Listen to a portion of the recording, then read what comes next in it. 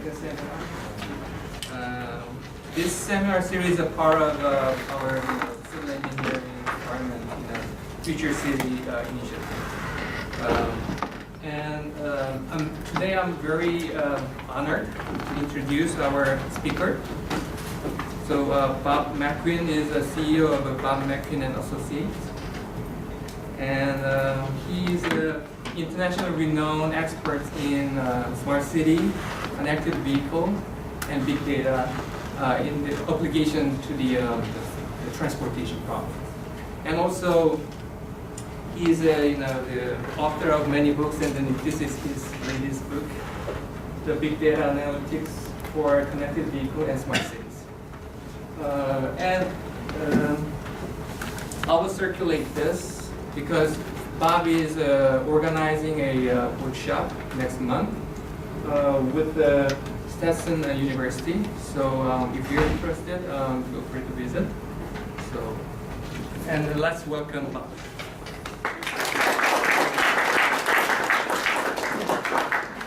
Thank you very much, Andrew. I'm impressed with the number of people that decided to invest their time on a Friday afternoon to listen to some crazy Scotsman talking about smart cities. So thank you for coming, and I hope to make the event both informational and perhaps a little bit of entertainment as well, because it is Friday afternoon after all. I'm also pleased to see we've got some more mature students here as well, which is Jeremy and a few other people, Charles from City Romano, so that's going to make me feel a little bit younger. It's good. You might as well laugh at the jokes, they don't get any better. So I've got 10 instructional objectives, so I decided, hey, I'm talking about analytics, so I did some analytics on the presentation. So to cover these, I've got to do one every 6 minutes. And then there are 45 slides, so that's 1.33 slides a minute, which tells me that maybe I've got too many slides, but yeah, we'll see. And then there are 23.78 words per slide, which actually isn't too bad. According to Charles Tufte from Harvard University, PowerPoint should be restricted to 7 lines with 7 words per line, so that would be 49. He also believes that PowerPoint is responsible for the Challenger and Columbia disasters, but that would be another lecture altogether. And then I figured out that given the number of students we've got here, it's 25 words per student, so if you all remember 25 words each and get together later, things will be good. You're going to have to laugh a bit more. It's going to be a long hour otherwise.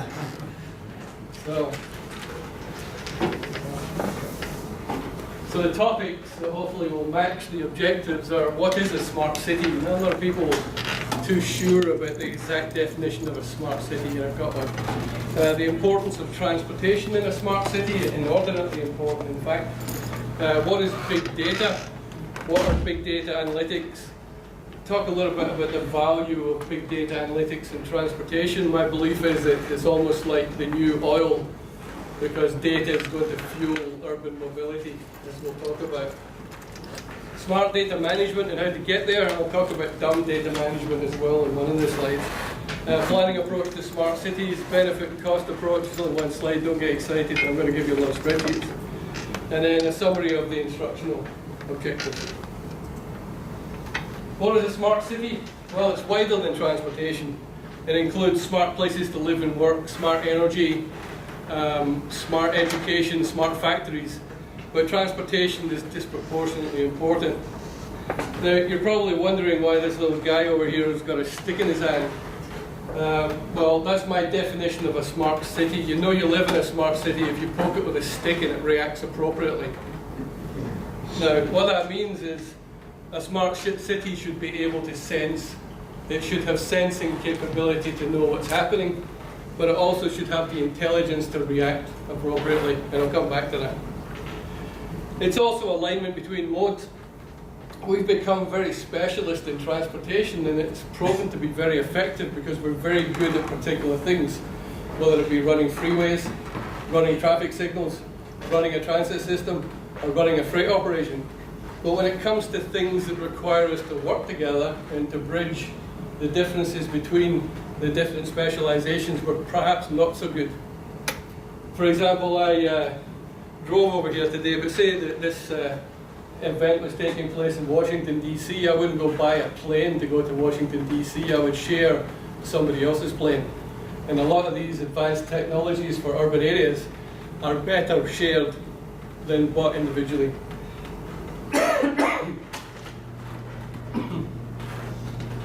So a smart city is smart buildings, energy.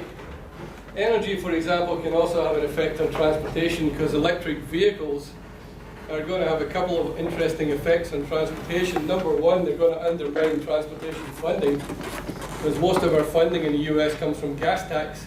And if you're not buying gas, you're not paying tax. Unless we can figure out a way to figure out how much electricity at home you actually use to charge your car. And then electric vehicles will also have an impact in that, and I didn't understand this till recently, it could change the power distribution pattern, the power requirement pattern for a whole city, because people are now going to expect to charge their cars up away from home in a shopping mall at the side of the road, so that will have an impact on utilities. Could also include smart retail. Retail guys are making a lot of advances in figuring out what you do inside the store, how long you dwell at something, the relationship between how long you look at something and the chances that you might buy it. And we can also link that experience to what goes on outside the retail store. How do people get there and what do they do after they leave? Manufacturing. There's no way you can separate manufacturing from transportation, because you've got to get raw materials in and finished goods out. The White House previous administration also had urban agriculture, which also makes the point, you know, if you're going to get things from farm to table, transportation is required to do so.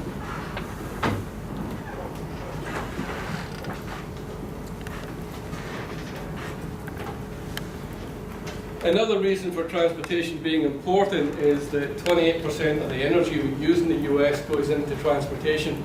So it's a big consumer of energy and power. This is an architecture from the smart city in Barcelona. And it also shows that while you can build this with transportation as a justification, you can build an architecture like this, the same architecture can be used for lots of other smart city services. I would say that we should look at transportation as a group of services in the city, because services are the things that deliver value. We tend to work in terms of projects, because projects can be scheduled, can be budgeted, can be managed. But at the end of the day, the projects just create the ability for the services to deliver value. So if we're trying to market, if we're trying to sell smart city transportation, services might be a better option than trying to market projects.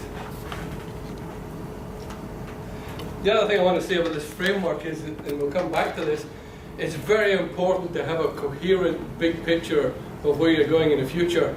Otherwise, you could end up with 15 or 20 photo opportunities for the mayor that don't fit together, rather than something that will build on and make things work together over time. Now, of course, Lego bricks. This is a Lego brick view of a smart city from a transportation point of view. There are 16 services, and these are not exclusive. There are other services you could add. For example, they don't have smart lighting in here, and that's one of the early things that people do, because the cost effectiveness, the return on investment of switching high pressure sodium to LED lights is overwhelming, so you might as well make the lights smart when you replace the bulbs. The point I'm trying to make here is that the services can all fit together, and they don't all need to be provided by one public sector or one private sector organisation. And what do I mean by, in terms of bringing it to life, what are transportation applications in the real life? Are things like smart traffic signals. And how often have you sat at a red light when there's nobody crossing the road and there's no traffic coming, and wondering what's the deal? I got a taxi in San Diego once, and the driver was convinced if he flashed his lights at the signals, they would change. So I didn't disillusion him, because he seemed to think it worked. So,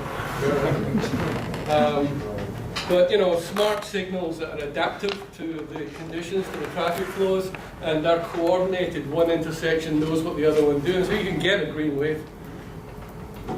Sensors. We used to always talk about infrastructure sensors, but these days we're getting another option, which is in the form of probe data from connected vehicles. The possibility exists that over time, now maybe the next 5–10 years, we can reduce our dependence on infrastructure sensors and look more to the vehicle, whether it be a private car, a truck, maybe even a bicycle or a motorcycle, as a probe vehicle. So we can find out demand patterns all over the place. And that's also been supplemented by something called movement analytics, which is GPS data coming from smartphones. We can anonymize it, but then we can use it to establish travel patterns over an entire city. It can also be communications. We've got a lot of fiber in Florida. Jeremy's got a lot of fiber that he looks after. A lot of high-speed landline capacity. We're also seeing an expansion in wireless. And then the connected vehicle, as I'll come on to talk about, also makes use of wireless communications between the vehicle and the roadside, and between one vehicle and another vehicle. Mentioned transportation management as well as traffic signals. It can be freeway, it can be transit, it can be freight, it can be non-motorized. And Sam and I both know that getting data for pedestrians can sometimes be a challenge, because we tend not to count pedestrians, but we count a lot of vehicles. That's changing. And then traveler information. I also think it's important to talk about transportation as a single system. I had the privilege to listen to Sam Palmisano when he gave a keynote speech at ITS America's annual meeting in 2010. At the time, he was the chairman of IBM. And basically what he said was, look, in IBM, we've been designing systems for more than 100 years, so we've got a reasonably good idea of what's going on. It's a bit like farmers insurance, talk to us, we've seen a thing or two, right? And he said, and I've kind of paraphrased this, that there are 4 things that IBM would look at to tell you if your system is really operating as a system or not. And those 4 things are clarity of purpose. Do you know what it's supposed to do? Is it connected together? Can we find out its status at any given time? And can it adapt to changes in the environment?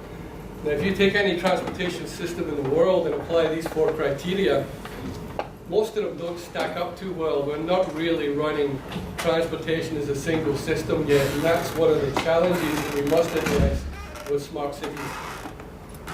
By the way, a single system also includes not just coordination among modes, it includes alignment between the different aspects of transportation: planning, design, project delivery, operations, and maintenance. Very often I've heard operations people say that they have to make up for the deficiencies caused by the designers. So, sometimes not a good rapport. And we're doing a lot of work right now to get planners to talk to engineers, which is trying to get the guys with the big felt tip pens to talk to the guys with the 2H pencils. Connected and autonomous vehicles, I'll explain the difference and also talk about different ways to connect a vehicle. But this all relates to the Internet of Things. There's a big buzzword, big buzz expression right now, the Internet of Things, which means the Internet is going to expand beyond your laptop, beyond your PC, to include appliances and devices, like smart fridges. Potentially your fridge could know what kind of food you've got in there. Your vehicle can be connected to the Internet, so if you decide to leave work or school early, the vehicle takes a look at your blood pressure, takes a look at your vital signs, checks out if you've got healthy food in the fridge, and then orders something different if you don't. The cold pizza guy goes out. Somebody asked me once, why do men like cold pizza for breakfast? And I said, well, what's the preparation time? There's your answer. I'm sure there are good chefs among the audience here. Most of the best chefs in the world are men, right? Cool. Moving right along. Cities will roll out more autonomous vehicles in the next 5 years. What that means is vehicles that can drive themselves, which is going to have some interesting impacts on us. For example, if I have an autonomous vehicle and it can do about 200 miles to the gallon, maybe I'm not going to park it. Maybe I'm just going to say, just wander around and come back and get me. Or being Scottish, I might also say, I'm going to give it to Uber so it can make money for me and then come back later. Being Scottish, I've got deep pockets and short arms. So that could be also unexpected consequences of autonomous vehicles. For example, if you own an autonomous vehicle, and you may not, then what if you don't keep up with payments? Does it repossess itself? Does it drive itself back to the owner? Or are you likely just to make a car payment equivalent every month and have on-demand unlimited transportation? I was talking to a client of mine the other day, and she said that her son manages to generate 10,000 text messages a month. So I'm thinking, what would that guy do with an unlimited on-demand transportation service? Maybe a lot of trips. And then we're also trying to figure out what does it mean for the guys that make cars. Will there be less cars in the future? Or will they sell just as many because the cars are operating 24/7 and are going to wear out quicker? And then we're seeing people like Ford starting to realize that they may not always be in the business of making cars, they might be in the business of providing transportation. They're making investments in ride-sharing services and things like that.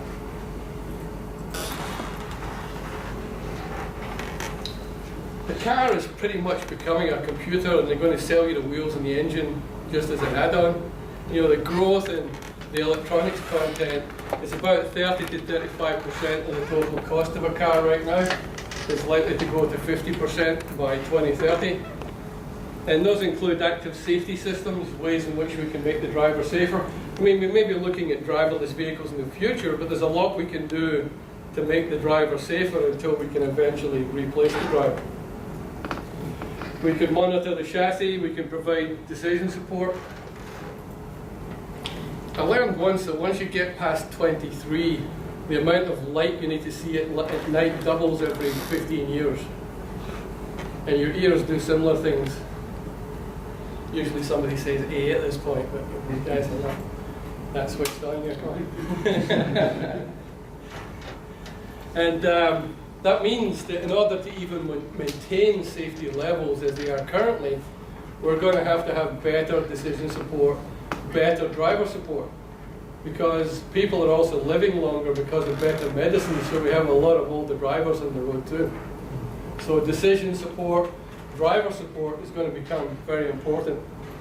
The Europeans talk about cooperative driving between the electronic system and the driver. I think we could also make a bit of a leap by just cooperative driving between drivers.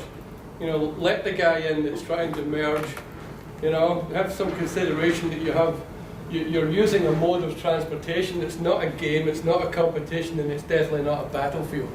So maybe there are things like that that could be addressed. Perhaps car manufacturers need to start looking at, stop making the car look like a cockpit for an airplane and make it look more like a front room with soft, plushy things that will keep you relaxed. Anyway, I'll stop right here. Connected vehicles, there's really two big ways to do it. There's something called dedicated short-range communications. The name says it all. It's dedicated to vehicle communications, and it's short-range. Short-range in this case, with the latest standard, is probably about a mile. So it's not really that short-range. But it needs a dedicated transceiver, and it typically requires the public sector to install a lot of devices at the side of the road.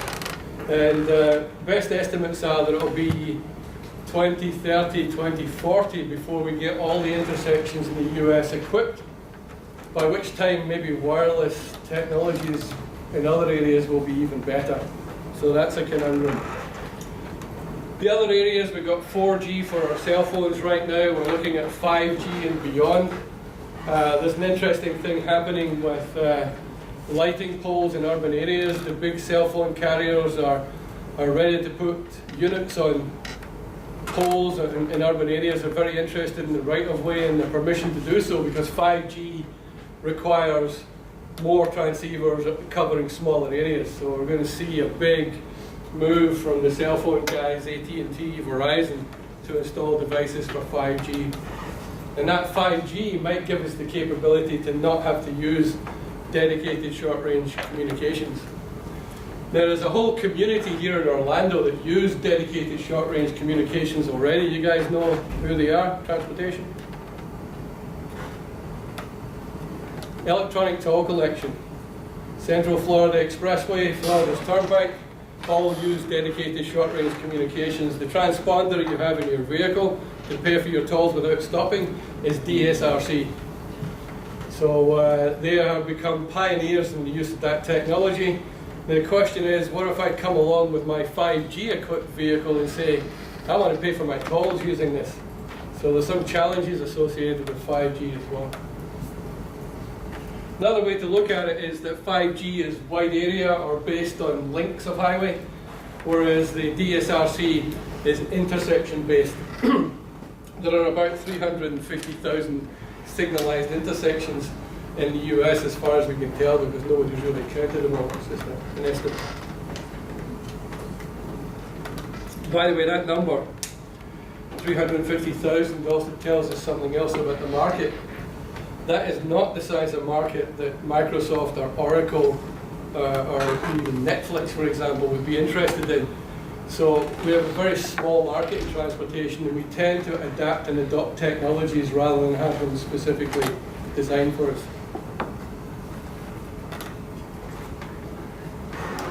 Connected vehicle services for a smart city.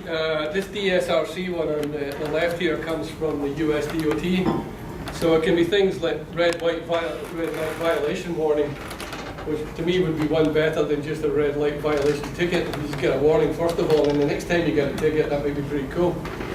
And then let's not even talk about the possibility of collusion between the traffic signal engineers who set the timings and the guys who collect the fines from you. Because if they cut the amber time, for example, the yellow time, there could be a lot more red light violation. Not making this up, the Italians have already encountered this. There was actually a relationship between two groups that shouldn't be talking to each other. I think it happened in Chicago. Yeah. And then if you ask the average traffic signal guy, why do we have red light cameras, they'll say for safety. So then I wonder, well, why when the revenue goes down at a particular intersection do they move it to another one? There must be some revenue thing associated with it as well. Vehicle to vehicle. Wouldn't it be good if you were trying to pull out your lane and there was somebody else there and the other vehicle signaled and said, hey, I'm here, don't do this? Or what about if your steering wheel started to give you resistance like you were driving up the edge of a bathtub to say, you know, you can keep on doing this, but it might be stupid. As my friend's father said to him repeatedly years ago, if you're going to be dumb, you've got to be tough. I think I've kind of thought about that a lot, and I think if your parents are going to be dumb, you're still going to be tough. It could be a combination of data, it could be environmental sensors. There's about 300 or 400 P codes inside the car area network right now. And if we can externalize those, we can find out all sorts of information about how the vehicle and the driver are performing. Oil temperature, oil levels, windshield wiper status. For example, if people are coming the other way with their windshield wipers on, they can signal to you to say, hey, there's a storm ahead, you should get prepared and not drive so fast. There could also be on-road diagnostic. You know, the car manufacturers, and I've never quite figured this out, it's been like 150 years since the invention of the automobile. Why are we still using a stick to measure oil levels? And then I realized that the car guys are really not in the business of innovative high technology. They're in the business of robust, proven technology that will minimize recalls. You know, we've seen a lot of recalls from a lot of manufacturers recently.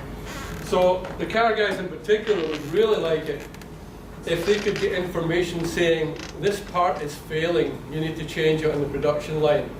This part is failing, you should change the design for subsequent models.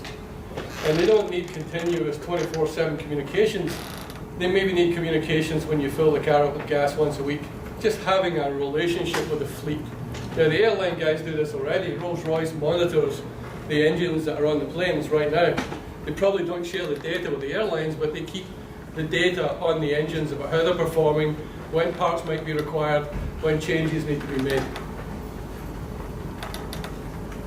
And then location-based services, you know, a great opportunity for mischief. You know, you're driving past Starbucks and ping, your car says, hey Bob, I know you like lattes, if you come in right now, we'll give you 20 cents off. Or you're driving past a Ford dealer, your vehicle's due for service next week, if you come in now, we'll give you a cheap deal. Ways in which we can offer you services. Google do it already. You know, you go looking for something in Google, magically next time you search on Google, these ads related to what you're looking for come up. Connected versus autonomous. A connected vehicle is connected to infrastructure or connected to other vehicles with wireless communications. An autonomous vehicle can drive itself, and it could be a fleet operated by Uber or Avis or somebody else, on-demand transportation. It could be your own excuse me, personal vehicle, or it could be a first mile, last mile shuttle. It could be a truck. It could be a bus. A lot of people have said to me, I don't think I could get on a bus if it didn't have a driver. Well, actually, if you ever use the airport in Orlando, you actually do get on a vehicle without a driver. It's on rails, but it's still a driverless vehicle. And the guys that are monitoring, you know, they have closed-circuit TV cameras watching you get on the shuttle, and I hate it when you just get to the door and it closes, because that guy knows that you just sailed your plane.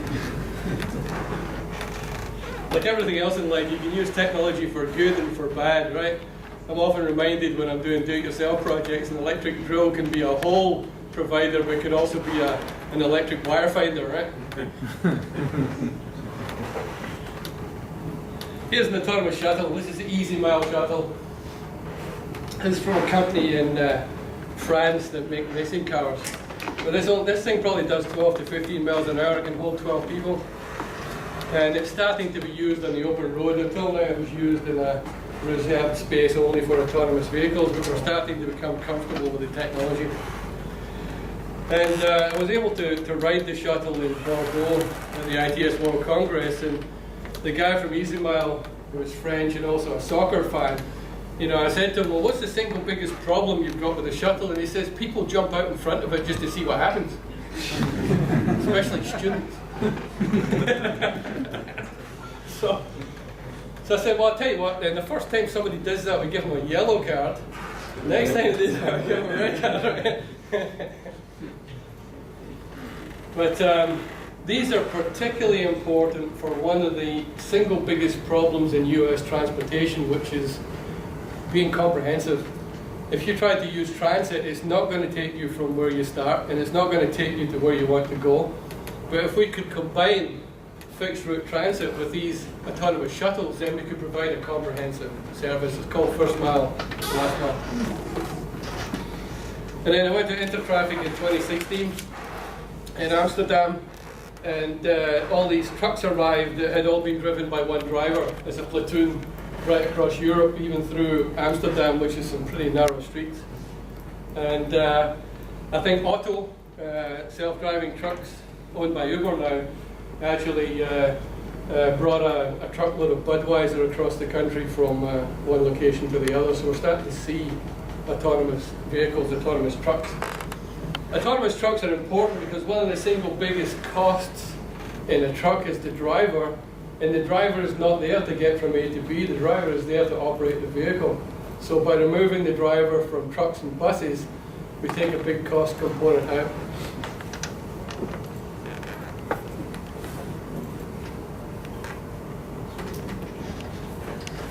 Big data aspects of smart vehicles, connected vehicle. This is the Ford Fusion Energy Hybrid plug-in.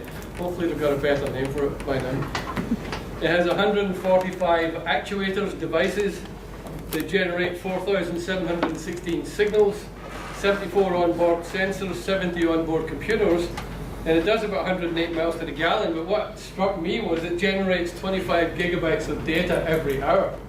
Now, if you take that and multiply it across the entire US vehicle fleet for a year, it comes to 2 zettabytes of data per year. What's a zettabyte? I have no idea what a zettabyte is. It's some unimaginable number. But let me give you a comparison. The entire World Wide Web in 2013 generated 4 zettabytes. So that's half of the World Wide Web in data. Tell me we don't have big data in transportation. It's coming, man. It's a tidal wave. And, you know, will we be able to use it? Can we get access to it? Or do the car manufacturers think they own it? And what can we do with that stuff? There's a lot of potential. So what's big data? Well, obviously it's big, that's why it's called big data, right? But it's more to it than just the volume. There's the different types of data. It could be video, it could be anecdotal, it could be a paper copy of a trooper's record for an accident, it could be sensor data, or it could be data from an existing system that you want to put into your system. Big data also means velocity. This data is coming at us at high speed. It doesn't just sit around in a warehouse for a couple of days and you go pick it up. It's just in your face, blasted at you. There's a variety of data that we've not seen before. There's traditional data, traffic flows, traffic speed, bus passenger counting, bus location. But there's also non-traditional data that can have a huge impact on transportation, like credit card transactions, retail transactions, energy consumption. Why is that important? Well, we believe there's a link between peak energy consumption and peak transportation. Along the lines of, you get up in the morning, you make the coffee, your peak energy level goes up, and then you leave and go to school or go to work, then peak transportation kicks in. By getting retail patterns, we might also be able to figure out why people are traveling, as well as where and when they're traveling, how they're traveling. Variability, we're getting a lot of variability in data, and we cannot assume that big data equals good data. We've got to check the veracity of it, which is something here too, and the complexity of it. If we don't start using the tools that have emerged over the past couple of years, data will swamp us. You'll get to the point where you don't want to even deal with it because it's such a mess, it's such a complication. Data in itself is ugly, it's not attractive, and it's difficult to use. You've got to find some way to convert it into something useful. It's also not new because we've been using big data for a long time, but typically what we do is we take big data and we separate it into chunks so we can manage it. You know what, those days are over. We can manage the big, I'll use a technical term, a glob of data. We can use globs now. We don't have to separate things. We can keep it all in one place and get an enterprise-wide view of data. Here's how it evolves from enterprise resource planning to customer relationship management to web. The web itself has been a huge influence on big data. People like Amazon and Google deal with big data and have developed tools for big data because of the millions and billions of web transactions that go on, web searches that go on. It used to be that 70% of the world's data existed in Arlington, Virginia. Anybody know why that was? Not the government. Huh? That's where America Online was headquartered. I suspect most of the data today lives in Las Vegas because that is the center for a company called Switch.com who run most of the cloud-based storage systems in their Las Vegas operations. I was speaking at a conference in Pittsburgh a few years ago, and a senior guy from MIT asked me a question at the end of the presentation. I was talking about big data, and he said, how is this taking us towards automation? And I thought it was a strange question, but I remembered what my grandmother always said to me: if something strange is happening, there's two possible explanations. One, it's strange, or two, you just don't understand it. Right? So I thought I'll take the second approach. I don't understand, I'll think about it a little bit more. And I thought about it afterwards, and what he was saying really was, we've got all this focus on smart cars, we've got all this focus on autonomous vehicles and automatic stuff in the vehicle. What about the back office? What are we doing to make the back office automated?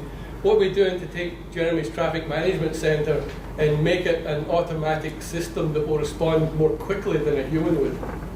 That's suggesting that we'll never take the human out of the loop, but how can you support the humans? So this diagram, which we call the beach ball diagram for obvious reasons, shows how you can move from increasing workload complexity and data sophistication, from reporting to analysis to prediction to operationalizing the data, doing something with it, to automatically activating things as a result of that insight. So why I'm a big advocate of getting our heads around big data analytics today is it takes us on some steps towards this path. We don't have to go to the ultimate fully automated system. I mean, visions of Terminator start to appear, right? You don't have to do that, but can we get it to the point where we're making good predictions about what might happen next? Do we understand all the mechanisms, all the connections that we're not seeing right now inside of transportation? I would expect as we move on this path, we're going to see a wow moment and a whoops moment. The wow moment is when we see, ah man, there's connections here between the data that we didn't realize. We didn't realize that people did that and then went and did this. And the whoops moment would be when we see some deficiencies in our transportation service delivery because we're seeing some new things, we have more light on the subject.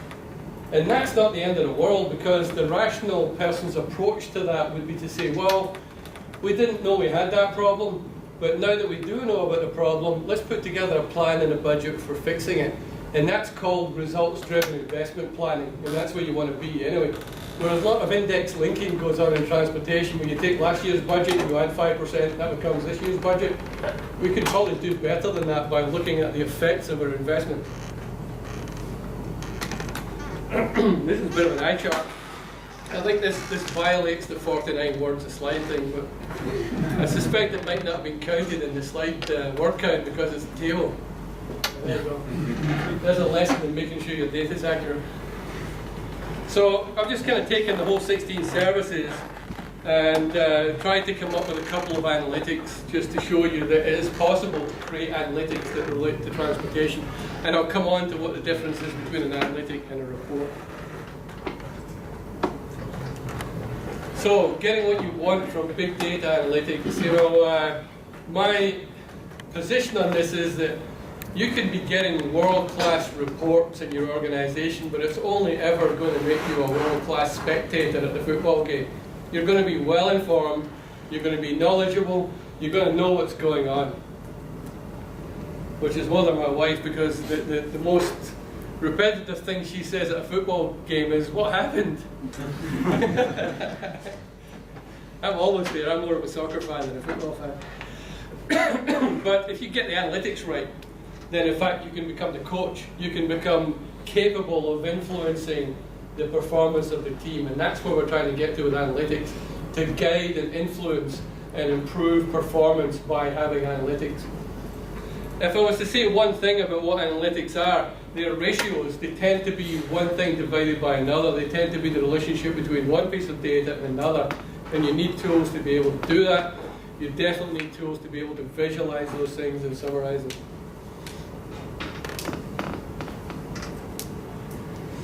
I'm going to focus a little bit on operations. Not because I have some magical, mysterious algorithm that I've used to decide that I can talk to you about operations, but because I'm studying that right now, so I've got the information.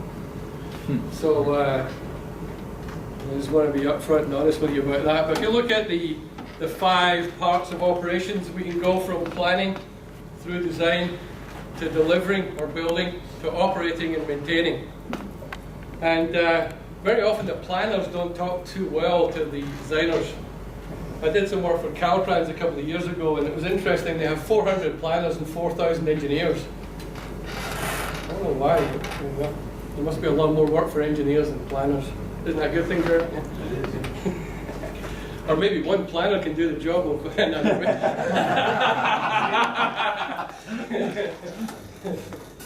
Another reason for focusing on operations, and I've got to admit to you, I made this stuff up. I have no idea. But my intuition is, and I'm going to start figuring out some numbers, is that at least 50% of the data in a transportation agency will come from operations. Because they're at the sharp end, they've got the sensors, they're trying to operate things day in, day out. I would also guess that about 20% is coming from planning, because they're sucking in data to be able to plan things. And then I just guessed at the numbers for the other people. But then, to kind of balance this out a little bit, I've got some real facts in that you know about the connected vehicle already. But I did some work for the San Diego Association of Governments, and they have an integrated corridor management system that integrates all the modes across the whole of San Diego County. And they're generating a terabyte every day. They store it for 180 days, then they hand it over to Caltrans with a bigger storage facility. So a terabyte a day is big data. And a few clients have said to me, well, how do we go about creating a data lake? How do we go about building a repository of data? And my first response is usually, well, stop throwing it away. Because we have a very poor perception of data, and we think it's too expensive to keep, so sometimes we throw data away when it could become valuable. It's in your best interest to not be too judgmental about data too soon, because you never know what piece of data over here might combine with some over there and create something.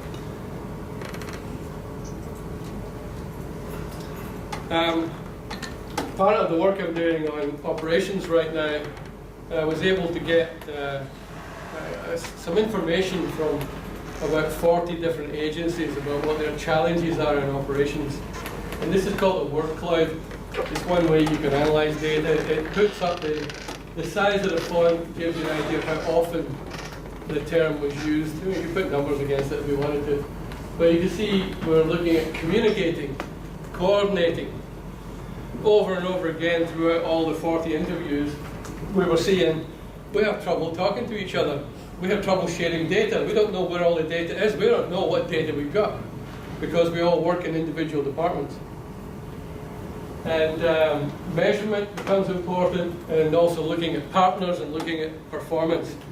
There's a very big focus on performance in transportation in the US, driven by the federal government, who have basically said, you know, we can give you a lot of money for transportation, but we're not going to give it to you unless you have a performance management system, unless you can figure out what the effects are of your investments. And we're on that path right now.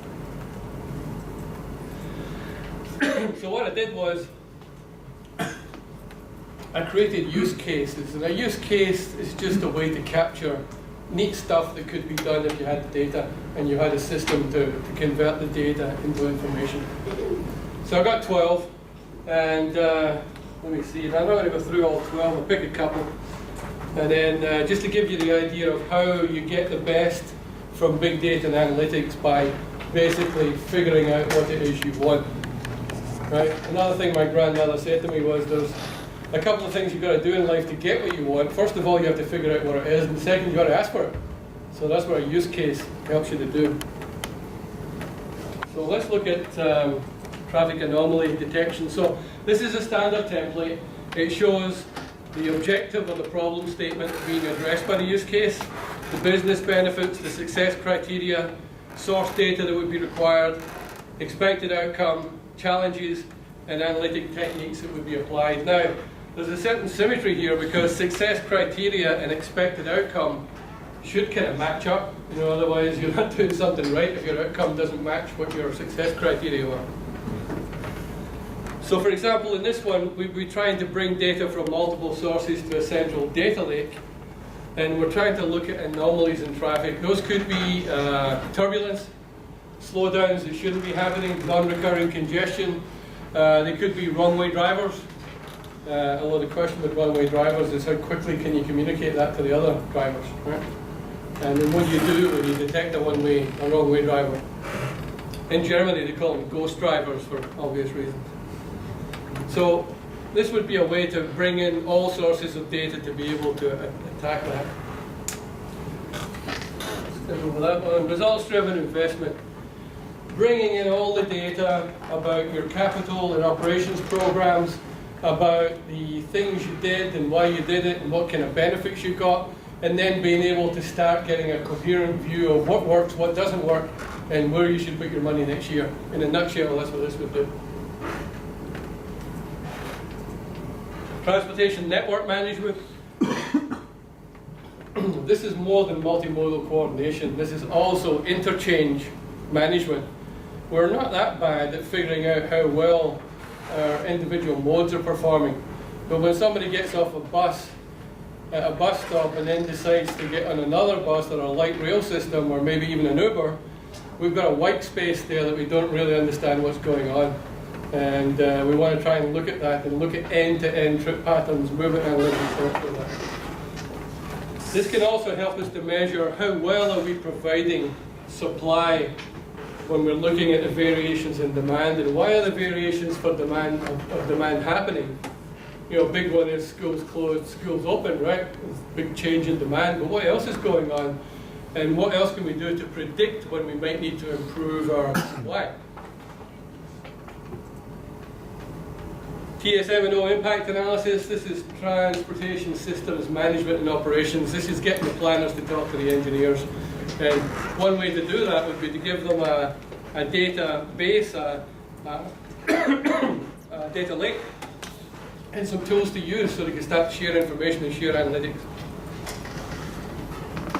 That was a little sales pitch aimed at Jeremy.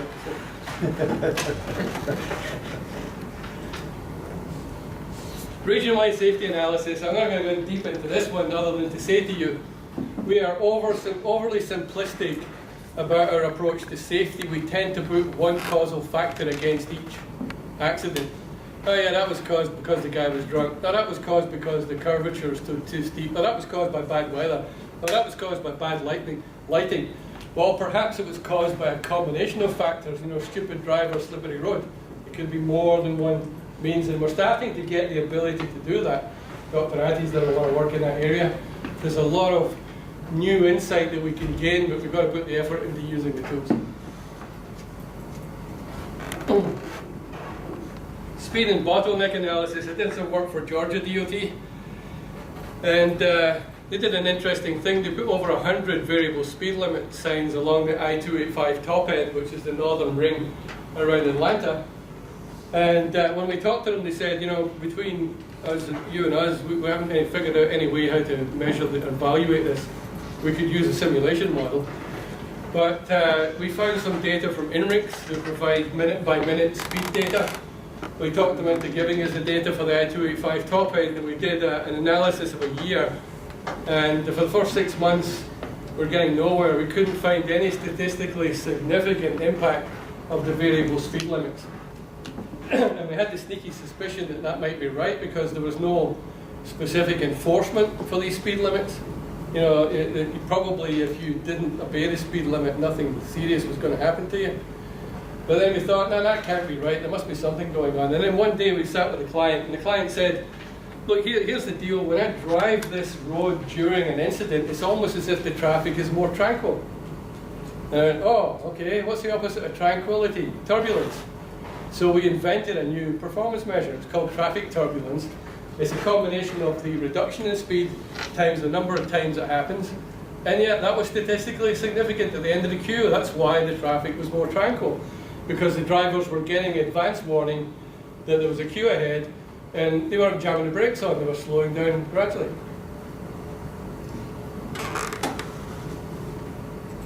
Didn't pay us any money for that, by the way. I'm going to do a new analytic, and I'm going to get money from DOTs. Jeremy's better than most. Mobility as a service, talked about this earlier. How can you create a means to deliver information on multimodal services that are available in a city? And they might not all be public services, they might be private services like Uber, for example. And how do you know it works, and how do you see it's matching up to the supply? And then somebody mentioned project tracking and coordination. I know that Florida DOT do a good job at this, but some states have a problem that the left hand doesn't know what the right hand's doing. They put a project in over here, and there's a project next to it, and they interfere with each other. They could even cause risk for the contractor, but because it's two different departments, they don't make it fit together. So this was the idea of a project tracking and coordination use case. Smart data. In an ideal world, your data environment would be engineered. It would be designed to achieve a specific set of purposes. That doesn't mean it's designed just for a specific set of questions. If it's designed properly, it will answer a wide range of questions. But it should be engineered, it should be structured, and it shouldn't just look as if it's being grown organically. For example, somebody animated it. If you look at this over on the right here, this is a real live DOT implementation, how the system has grown over the years, and it's become unmanageable. But it's also sent up the cost of retrieving data, so that people tend not to ask questions because they think it would be too expensive to get the answer. So that's another side effect of the not so smart data management. Ideally, you want a single data platform to ingest everything. You want a data lake and a data warehouse and the ability to discover things about the data, let the data talk to you, and then we want to be able to distribute the data back out to a wide range of consumers, but we also want the data to turn into analytics, and we want to share the analytics. My belief is that just sharing data does not guarantee that people are going to use the data, but if you share analytics with them, they'll be inspired to use the data and come up with their own analytics. There is a smart data challenge. I kind of alluded to this at the beginning. We have a very low opinion of the perception of the value of data. It's like raw material. It's like clay. You know, you look at clay, you think, well, not really worth a great deal, and I don't want to go near it. But if you turn the clay into bricks and you build houses with the bricks, all of a sudden you've got value, you've got somewhere to live. So we should be looking at data as a raw material, and very often we've actually got to go to the end of the process to show the results, to show the information, to show the insight before data becomes valuable. So this distorts the benefit cost calculations because we have a perception of a low value of data. We have a misconception on the high cost of data storage and data retention, so we don't keep it. So we then lose the opportunity to extract information from the data, which then reinforces the belief that data is not worth anything because we're not extracting any value out of it.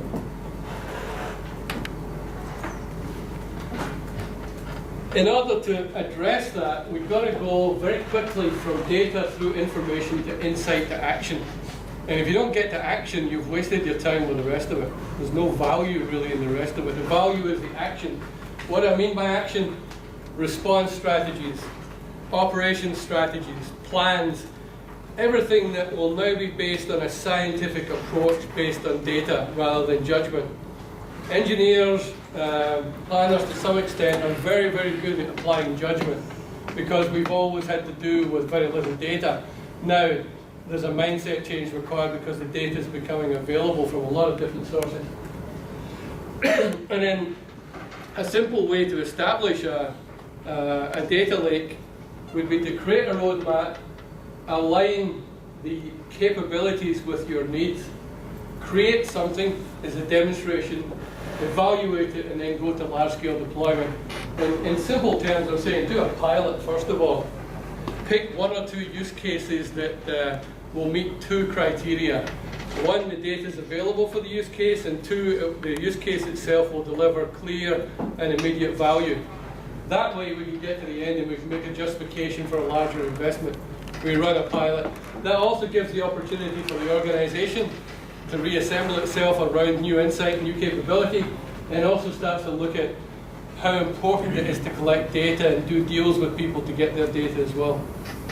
I would say to you that the cost of keeping data has reduced to the point if somebody says to you, I've got data, you should immediately say, give it to me. Don't make any judgment on that data. Just take it, put it into the data lake, and it will combine with other data and might give you some insight that you wouldn't have got if you hadn't put the data in there in the first place. Planning for a smart city. I mentioned earlier about using services. I think it's important to define policy objectives. And there's an interesting thing happens because most people believe that policy drives implementation. But very often, if you tell the policymakers what can be done with new technology, they might change their mind about some of the policies that they're trying to implement. Some policies don't make the light of day because they don't look enforceable, they don't look measurable, they don't look deployable. But if you take that judgment based on an old perception of technology, you might be missing some glorious opportunities. So there's like a cycle we have to really support between what it is you want and how it can be done.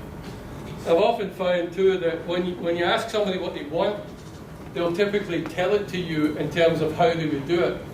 Like a stupid analogy. Somebody says to me, I want a telephone answering machine. Then I say, no, you don't want a telephone answering machine. You want some way to take messages when you're not there. And there's more than one way to do that, right? You could have a secretary, you could use Verizon, or you could plug in a telephone answering machine, right? The other issue is, I've seen this over and over again, that when you talk to somebody about what they want, don't run off and design something. Explain to them what it is that can be done, and they'll change their mind about what it is they want, just like the policymakers, and go around that loop a couple of times before you settle on requirements. Now, Once we've got an agreement on requirements, it's important to stop that cycle happening. And that's called change control and configuration management. If the guys that know what they want to do start to change their minds after a reasonable time, we start to make it expensive because they need to understand the consequences of the changes as we move into design. There's a famous study done about 20 years ago that identified that every dollar spent on removing ambiguity from requirements is worth $1,000 once the system is implemented, because of all the interlocking pieces that have to be changed if you change your mind. We also have a lot of intelligent transportation systems architectures. We have to bring those into bear, figure out what smart city services have already been deployed, and then figure out what's our future smart city transportation service picture going to look like. And then understanding the effects of investments, as I mentioned. Some tools that would be good for planning a smart city would be a smart city solutions catalog. You know, like the old Sears catalog. What can I have? What can I do? You know, show me the solutions, because that might help me to choose what I want to do. Service evolution plan and programs and projects. Again, my belief is that smart city services is the best way to plan, because you can plan the evolution of the services over your smart city in time, in space, and by level of quality. You can figure out how to deploy it so you get the maximum effect. Almost in time. Evaluating the effects. I do have a lot of spreadsheets, but I'm not going to put them on the screen. I basically took the 16 services, worked out an annual life cycle benefit, a life cycle cost, and a benefit to cost ratio.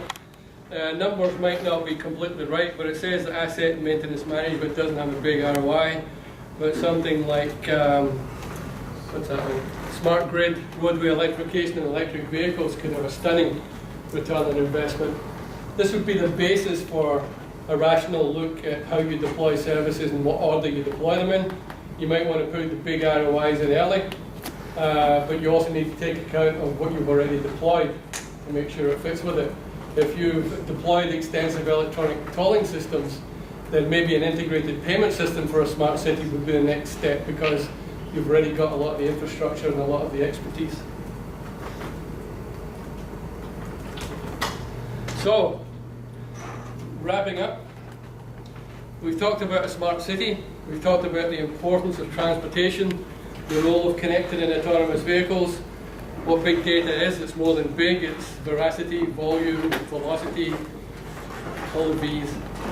We talked about big data analytics and relevance to transportation and use cases, smart data management, not so smart, effective approach to smart data management, smart city planning, and costs and benefits. Now, right at the beginning, you may not have noticed this, but the analytics that I quoted were all of a particular nature. They were all output analytics. They were all analytics based on kind of activity or products. Those are not really analytics that I need for measurement. There are other analytics that I need, like, did you learn something today? You know, will you apply it in your work? Maybe there's another one, did you enjoy the experience? And then 4, what's the bottom line impact on the organization that you're associated with? So I just want to make the point that analytics need to not just be descriptive, they also need to be prescriptive, and you need to have the ability to measure output. In traveler information systems in the US, we typically measure the effectiveness by saying, well, how many people looked at our website? And again, that's a measure of activity, it's not a measure of true effect. A measure of true effect would be, did people change their travel behavior as a result of the traveler information? So, anyway, having said that, let me do an informal analytics exercise. How many people enjoyed the experience today? How many people learned at least one thing? How many people think they might be able to apply that somehow? And I'm not going to ask the 4th question because it's impossible to figure out. Good. Of course, now you've seen Bob in person, you could always buy the book. It's available on Amazon. I know you're poor students, but maybe you could club together and buy one copy. But thank you very much indeed for your time and attention. I appreciate it. Thank you very much, Bob. I think we have time for 3 short questions.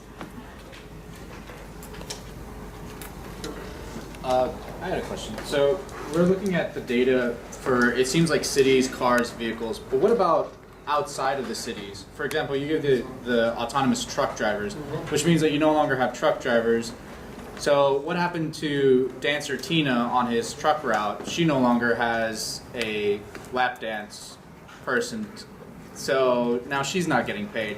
Therefore, she can't go back. And so it's like, are we looking at the effects, like collecting data from outside of the cities as well? Like all their stops that they would make, to get water or to buy soda. I'm pretty sure there's some routes that go from east to west that probably have one gas station that's meant for truck drivers. Right. Well, if you don't have a truck driver, you don't need a rest stop, right? Yeah, so what about that one or two people that work there? Yeah.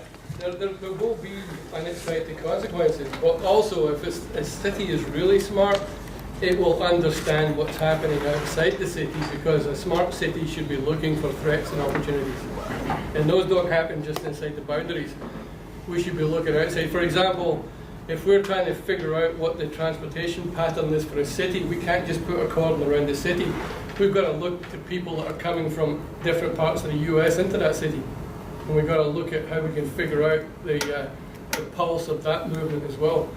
There's no question there are going to be really interesting effects. Like, for example, look at all those people in the Keys who don't evacuate when they're supposed to. Can you imagine getting a call from your smart car saying, "I've left already, can you send me gas money?"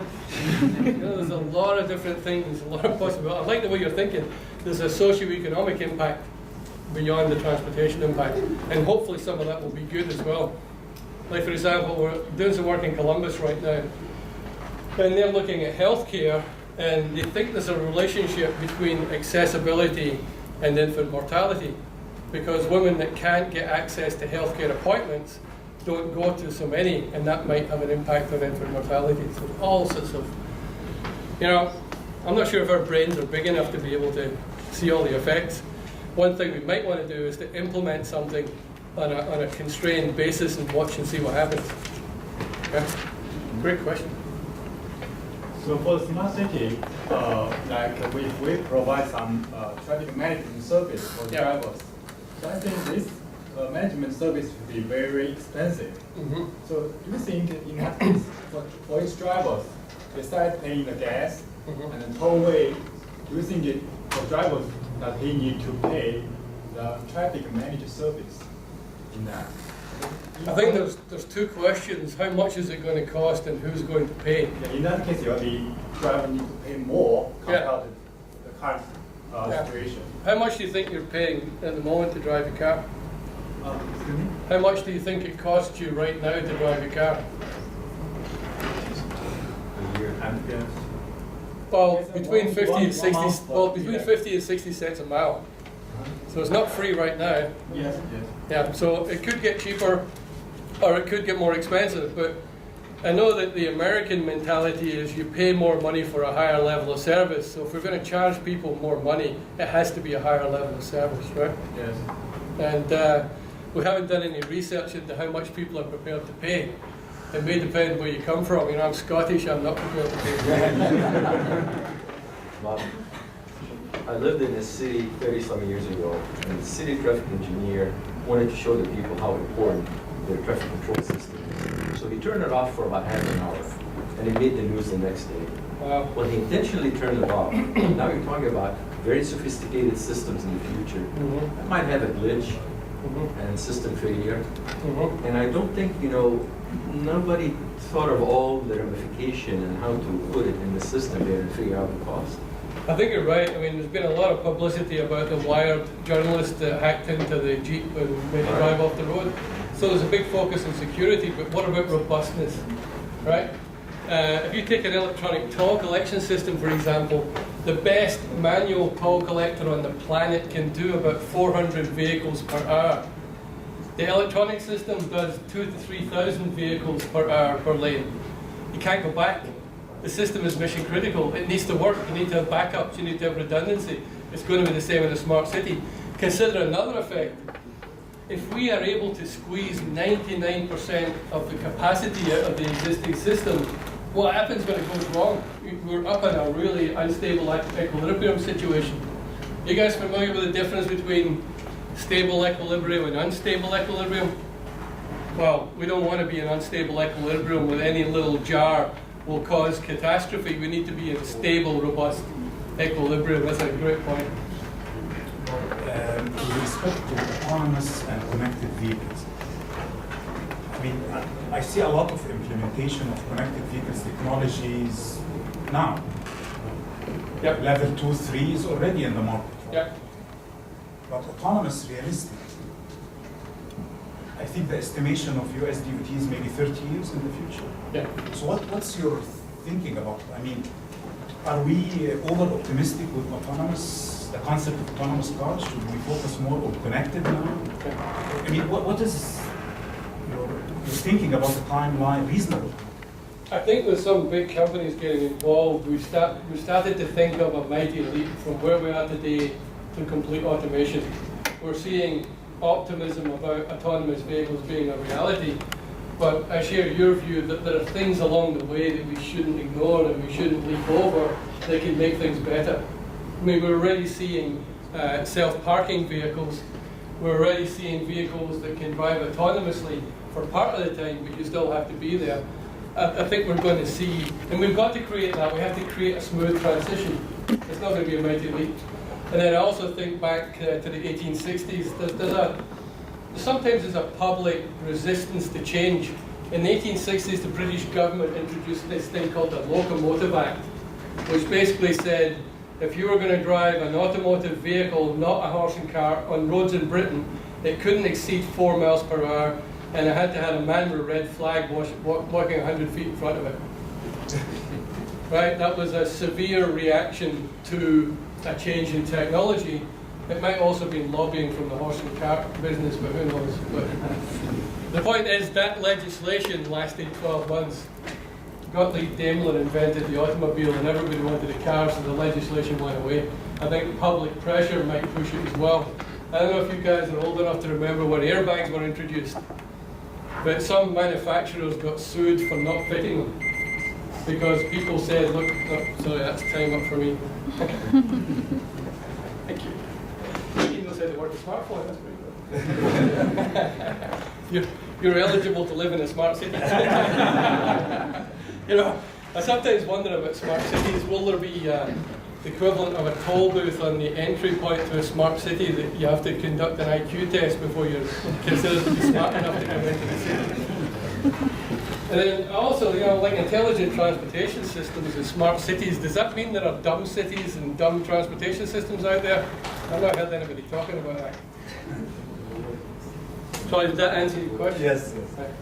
I think this is, you know, I had an experience a couple of years ago. I went to the ITS California meeting in California, and a guy from Google talked about their autonomous vehicle. They're now called Waymo. They're still part of Google. And he said it's driven a couple of million miles, but it still gets into issues. It still gets into problems. Despite the sophistication of the LiDAR, the sensors, and the intelligence on board the vehicle. So we programmed it that if it gets confused, it stops and thinks about it. And then when it's not confused anymore, it keeps going, right? For some reason that stuck in my mind. So several weeks later, my wife and I went to the Amalfi Coast in Italy, and we did this stupid thing. We flew into Naples and got a rental car and drove through Naples in the V-car. What an experience that was, man. It wasn't people not obeying the rules, it was people making up their own rules. And I'm thinking, oh man, this Google vehicle stops when it gets confused. It would be a mini roundabout here, it would be permanently confused. So there's a whole question of, you know, and then societal effects. I mean, I don't know about you, but if I see somebody coming down the road with a clearly marked autonomous vehicle, yeah, I'm going to cut in front of it because I know it's going to stop. Right? I know he's going to obey the rules, right? I'm going to game it. So there's all sorts of things that we haven't figured out yet. Should we take one more question? Anybody got another one? Warn you out, huh? Friday. I have a question. Good. Where is the innovation part in big data? Innovation is a dangerous thing in a smart city because nobody wants to do something that hasn't been done before. But on the other hand, people want to do neat new things because it gets publicity and it shows that they're at the front end of their business. So it's a really big bit of a balancing thing. I don't know if you know, but in Silicon Valley they say the early bird catches the worm, but the second mouse gets the cheese. You have to think about that for a moment. And that's part of the problem. Nobody wants to be the first mouse. Because you know what happens to the first mouse, right? Get caught in the trap. I have to work on that joke for the next time.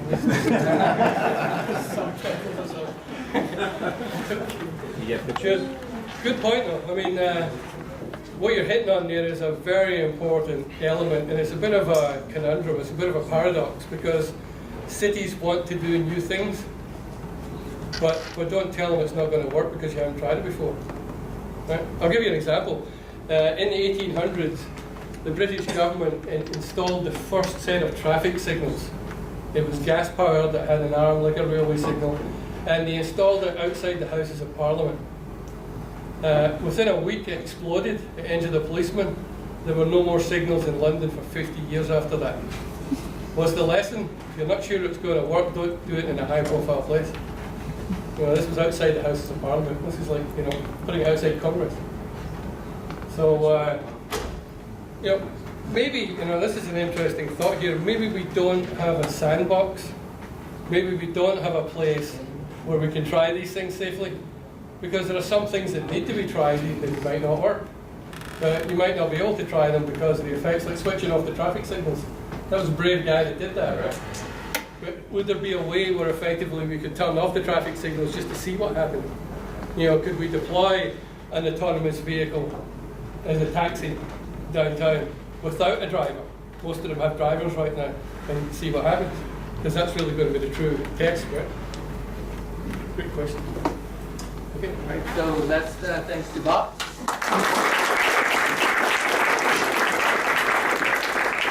I have a two short announcement, and then we can. The first thing is, you know, we videotape, and then we're gonna post online, and then kindly the Bob actually allow us to share this in slides so that we already posted it, so that if you need it, then you can download it. And Charles, thanks for your slide from the previous, you know, lecture. And the second is in November, next seminar, our speaker will be Dr. Sobelma from the University of Southern California. He's a department chair of the civil engineering, and he teamed up with the Carnegie Mellon, and he invented so-called super sensor, and then now is funded by the Google. And also his department is a very strong relationship with the city of LA. So I think we are expecting interesting seminar on the smart city application on West Coast next time. So then have a great weekend, and then see you next time.